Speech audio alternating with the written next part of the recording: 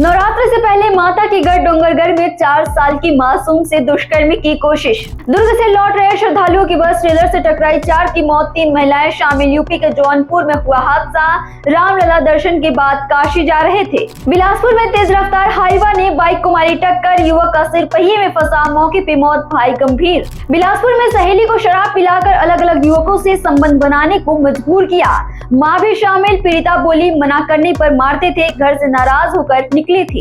रायगढ़ में loan officer से 78,000 रुपए की लूट कलेक्शन कर लौटते समय लात घुसे मारकर छीना बैग, आरोपियों को 5 साल की सजा। छत्तीसगढ़ और तेलंगाना बॉर्डर पर सुरक्षा बलों का नया कैंप, यहीं से होती थी नक्सलियों की एंट्री। साल भर में खुले 15 कैंप। ई चालान आए तो सावधान, खाते से गायब हो रहे हैं पैसे। छत्तीसगढ़ में नेता और कारोबारियों के खाते से 10 लाख रुपए पार, परिवहन विभाग ने किया अलर्ट। छत्तीसगढ़ के 33 जिलों में आंधी बारिश का येलो अलर्ट, गरज चमक के साथ गिर सकती है बिजली। 2 दिन ऐसा ही रहेगा मौसम। बेमेतरा में 50% कम वर्षा पानी। छत्तीसगढ़ को मिलेगा 12वां मुख्य सचिव, रेस में 5 नाम। रायपुर से दिल्ली तक मंथन, विकासशील और रेणु पिल्ले का नाम आगे।